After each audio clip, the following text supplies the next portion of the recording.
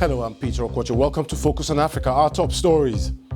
We have a special report from Burkina Faso where it's alleged the country's own security forces have carried out extrajudicial killings. Clearly, today, when you are a man and a Fulani and living in a village, you fall into the stereotype of a terrorist. Two tropical storms are heading towards East Africa, even as the region recovers from unusually heavy rainfall and flooding. A state rescue plan for South African Airways. It's in bankruptcy protection, but can this last-ditch measure prevent its total collapse? Also on the program, paying to protect paradise. How the island communities of the Seychelles are working to save their marine environment from climate change. The resources in small island countries are not always available. So we are looking at innovative ways to raise financing to support the environment. And in sports, we speak to Nigeria and Brighton and Hove Albion defender Leon Balogun about his thoughts on tackling racism in football.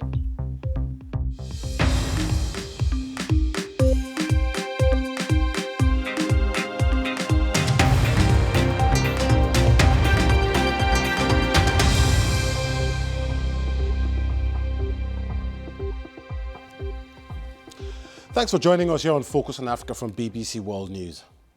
Burkina Faso is facing an escalating humanitarian crisis, driven largely by a growing extremist violence. That's a warning from the UN Food Agency.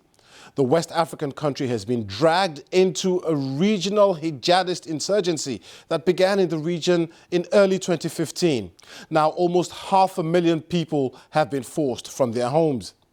The number of reported fatalities linked to the violence has increased sixfold from 306 in 2018 to just over 1,800 between January and June this year.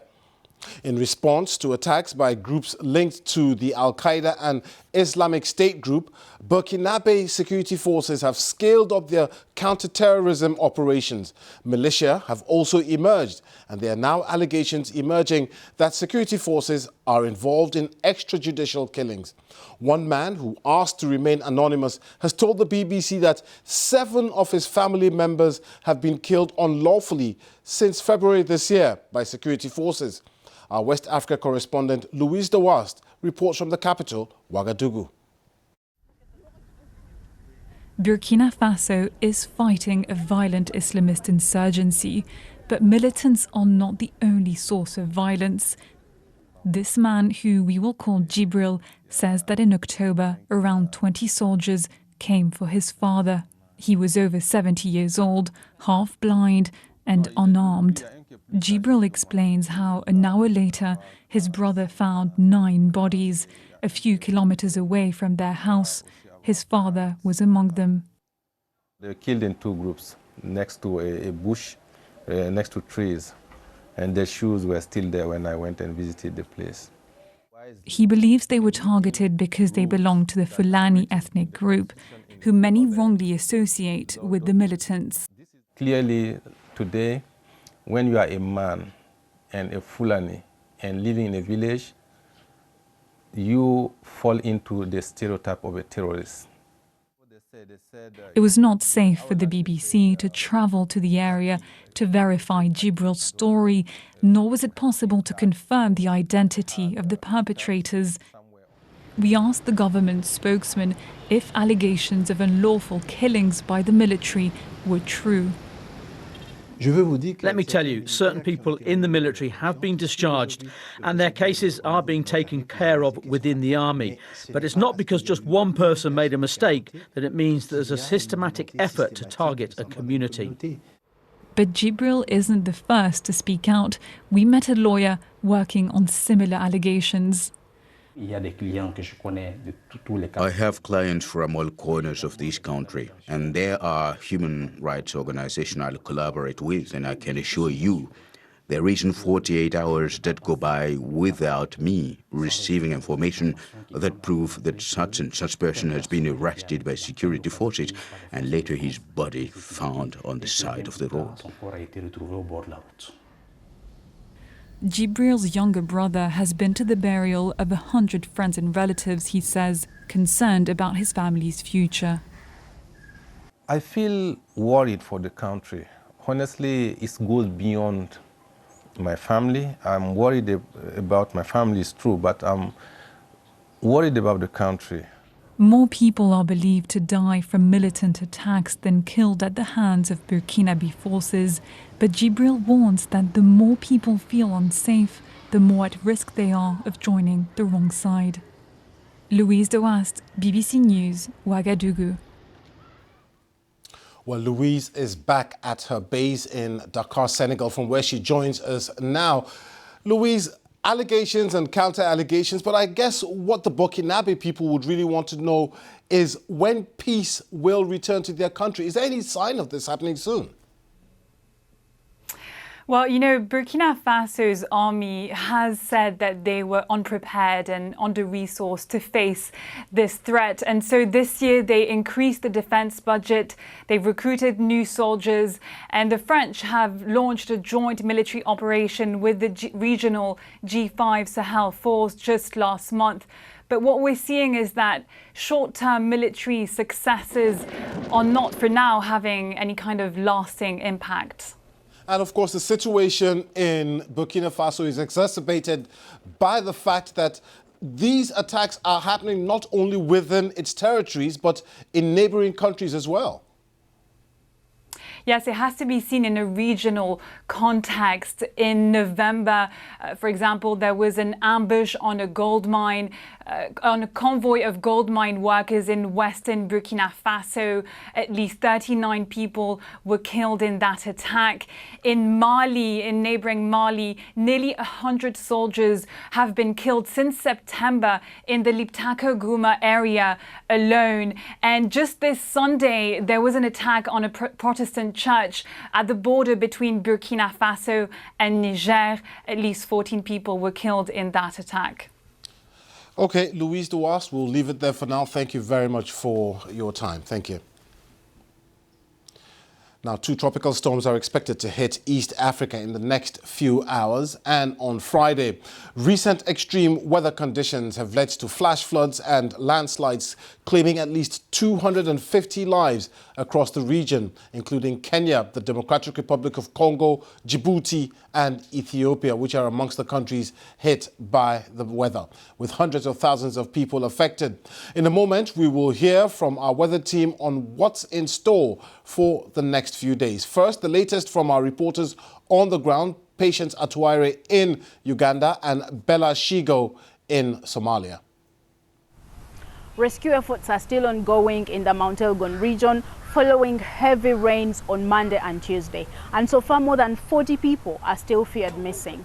But the emergency services are hampered by the region's mountainous terrain, as well as damage to roads and bridges. This means that there is very little hope of finding any more bodies or survivors.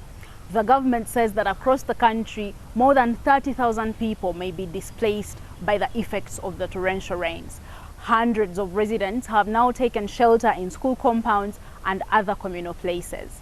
The volcanic Mount Elgon region is very prone to natural disasters, and this kind of destruction happens almost every year.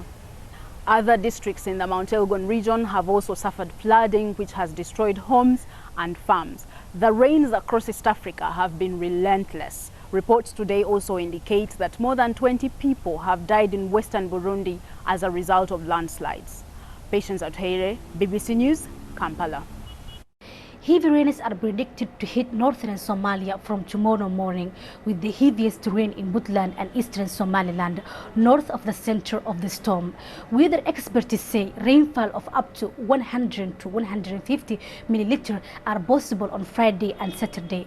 The federal government of Somalia said that they are on a high alert in especially flood-prone areas that have rescue and relief teams on the standby. Much of Somalia is usually dry, but since September, parts of the country have received more than the double normal amount of the rainfall. Previously, rains caused devastation in several districts of Somalia and disrupted normal day-to-day activities across the country. The expected storms are coming as parts of Somalia are still trying to recover from the recent heavy rains that have killed at least 17 people, leaving more than 500,000 people affected. Bella Shego, BBC News, Somalia. Well, with a regional overview, here now is the BBC's Ben Rich on what's ahead for the region. The flooding rains in East Africa have been caused in part by something called a positive Indian Ocean dipole. This is where the waters in the eastern side of the Indian Ocean are cooler than usual, whereas the waters in the western side are warmer than usual. And those warm sea waters have enhanced the usual seasonal downpours in places like Uganda and Kenya. But those rains have eased a little over the last few days, largely because all the energy has been sucked into this, a tropical cyclone named Pawan, which is heading towards Somalia. It is going to weaken. It won't be a cyclone when it arrives, but an area of low pressure that will bring up to 150 millimetres of rain to a part of Africa that would normally be dry at this time of year. At the same time, parts of southwestern Kenya and Uganda will see further heavy downpours, and with the ground very wet already, well, that could cause some further flooding. Ben Rich there.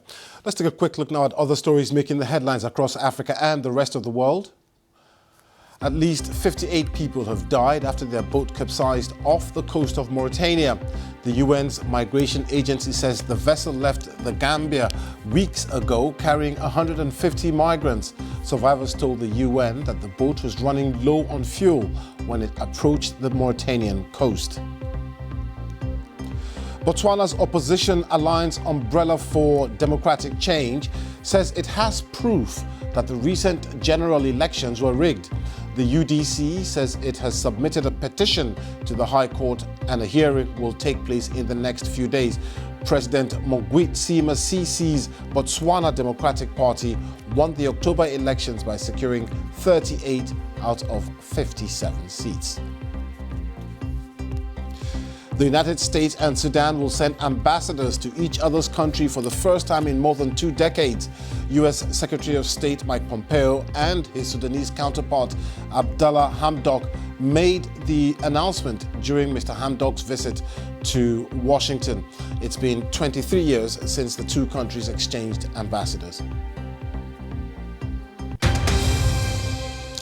You're watching BBC Focus on Africa with me, Peter Okwoche. Still to come on the program. First, Arsenal and now PSG, Rwanda, sign a deal with the French club to promote tourism in the country. I'm Peter Okwoche. You're watching Focus on Africa, our top stories. With warnings of escalating violence in Burkina Faso, it's been alleged the country's own security forces have carried out extrajudicial killings. And 2 tropical storms are heading towards East Africa as the region recovers from unusually heavy rainfall and flooding. South Africa's government says it will place the country's national airline under bankruptcy protection as a last-ditch measure to try to prevent its total collapse. The business rescue process will allow restructuring under the carrier, and it will receive $274 million in funding and for now continue to operate. Vumani Nkize has been following this story and has more for us from Johannesburg. It's raining here in Johannesburg, but for beleaguered national carrier South African Airways, it's been consistently pouring. The airline has been going through turbulent times for a number of years now. And today, it's been announced that it will be undergoing business rescue. And just last week, we had the Minister of Public Enterprises, Pravin Gordhan, announcing that there will be radical measures taken in order to try and save the airline. And just last month, we had a strike from about 3,000 of the airline's 5,000 strong workers. And that strike essentially crippled the airline, which costed around $3.5 million per day. And over the past decade, the airline has lost around $2 billion. So those are the issues that have cumulatively led to the business rescue announcement today. So what does business rescue essentially entail for SAA? Well, It means that a business rescue practitioner will be appointed to run the airline. And the airline has also received around $370 million in order to reach some form of stability. And so if the business rescue situation or the business rescue implementation does not work, then the airline faces liquidation. So essentially, this could be South African Airways' last chance in order to stay airborne. So whether this process succeeds or not still remains to be seen. Vumani Mkize, BBC News, Johannesburg. You're watching BBC Focus on Africa. It's now time for some sports, and maybe you've got quite a bit on your plate today. I do indeed, Peter. Now, we've seen a wave of racist incidents across football in Europe lately.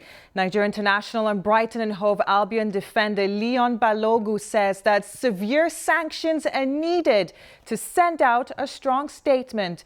Born in Berlin to a Nigerian father and German mother, the 31-year-old was himself subjected to racial abuse whilst playing in the German top flight last year. I went to speak to him. I've come to Brighton to meet with Leon to see what more he thinks authorities should be doing to tackle racism in football.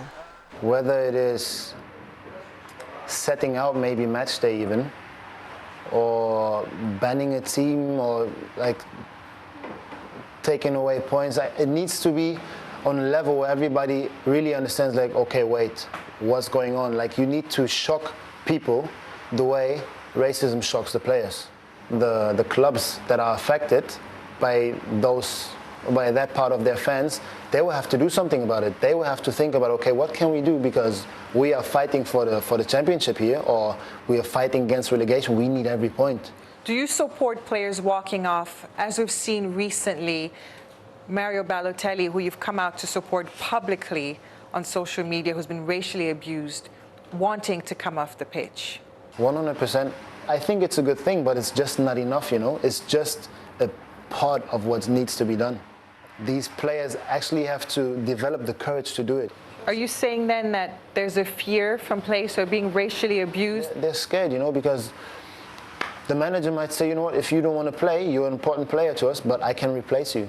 I mean, everybody is replaceable, especially in this industry. That's why I even support Balotelli more in his decision to walk off for Kevin Prince Boateng back in the days. These are statements that needed to be done, or need to be done more frequently. Normally, the guys who are racially abusing the players, they are probably not colored. If then actually their own people would say, wait, stop. You are coming after this player because he has a different skin color, because he has a different religion. Well, not with us, because they're our family. That's what a team is supposed to be. We're walking off. That would be, and also this would empower so many people, players who are racially abused actually, because they then wouldn't feel alone. Part 2 of my interview with Leon out tomorrow about his club and country future. Let's move on. And French champions Paris Saint-Germain have followed Arsenal by signing a deal to help boost tourism in Rwanda. The Visit Rwanda brand will be displayed at their stadium, on the sleeves of the PSG women's team tops, and on the back of training kits. For PSG, we're going a step further and promoting Rwanda as a lifestyle destination. When we advertised with Arsenal, we got a lot of interest, both from the media, from tourists, but also other sports clubs that wanted to partner with Rwanda because they saw the success that we had with Arsenal. Deals with both Arsenal and PSG are 3-year deals. Our projection for tourism in the current plan is up to 2024, but Rwanda looks at promoting tourism for a much, much longer time. Our big goal as a country is to double tourism from an average of $400 million to $800 million. Finally, a former cricket South Africa executive has used his resignation letter to accuse the governing body of fast ruining the game. Iqbal Khan is the second of the organization's 5 independent board members to quit this week amid threats of a potential strike by professional players. And elsewhere, the new Rugby Sevens World Series kicks off in Dubai later with an all-African clash in the men's tournament between Kenya and South Africa. Cape Town is the next venue on the circuit, hosting its 3-day event between the 13th and 15th of December. That's all the sport, Peter. Many thanks as always, Mimi. Thank you. More now on the climate crisis. And 4 years ago, the government of the Seychelles did a deal in exchange for 5% of its national debt being cancelled. It agreed to protect and repair its marine environment. A group called the Nature Conservancy took on $21 million of the Seychelles debt. And in return, the country passed a law to protect a third of its waters by 2020. So could this be a model for other island nations? The BBC's Catherine Biaruhanga has been finding out. Soldiers who work with the Seychelles Coast Guard carry out a training exercise ahead of the new marine protection plans. They've boarded a would-be illegal vessel to arrest the crew. At the moment, the Seychelles forces are focused on protecting the national waters, usually from illegal fishermen from foreign countries. 99% of this country is water. Monitoring it is tough for its tiny population. With this vast area, it takes us a while for us to get from one place to the other. So the vessel that's conducting the illegal activities will get the time for them to flee. Policing what happens on the oceans here is only going to get harder. By 2021, nearly a third of the Seychelles waters will become marine reserves, with restrictions on human activity. It's part of a groundbreaking deal between the government and the environmentalist group, the Nature Conservancy. The TNC provided over $20 million, which allowed the Seychelles to pay off part of its national debt, and offered better repayment terms on the new loan on the proviso that the money saved, over $8 million, is spent protecting the ocean. We are small, we don't have that much resources. If the Seychelles is successful, other countries may soon strike similar deals. We want to lead by example and show the world that it can be done. The resources in small island countries are not always available for conservation, for example. So we are looking at innovative ways to raise financing to support the environment, nature and everything. Fishing is a major source of income here, and restrictions on the industry will be painful. But some understand they are necessary. These fishermen have started a project in which they will voluntarily stop trap fishing in their local bay for 6 months, whilst they monitor the size of their shrinking catch. It's funded by money from the debt deal. If, as fishermen, we do not take responsibility for our fish stock, who's going to do it? If we don't start somewhere, then in the future we're going to be very hard pushed to find fish to feed our children. But not everyone is fully on board with the plans. What has happened now is simply to me a publicity stunt. We have, like to say, make sacrifices. But sacrifices should not only come from the fishermen. It will be tricky balancing people's livelihoods and what's best for the environment. Catherine Biaruhanga, BBC News, the Seychelles. Let's recap our top story now. Burkina Faso is facing an escalating humanitarian crisis driven largely by a growing extremist violence. That's a warning from the UN Food Agency. Nearly 500,000 people have been forced from their homes because of attacks over the past few years. In response to attacks by groups linked to Al-Qaeda and the Islamic State group, Burkina Faso's security forces have scaled up their counter-terrorism operations. But there are now allegations that security forces are carrying out extrajudicial killings. French President Emmanuel Macron has asked leaders of the G5 Sahel nations to come to France on December 16th for a meeting. Now, don't forget, you can catch up with me and some of the team on social media. I'm at Okwoche. But for now, from me, Peter Okwoche, and the rest of the team, that's it on Focus in Africa. Thanks for watching. See you soon.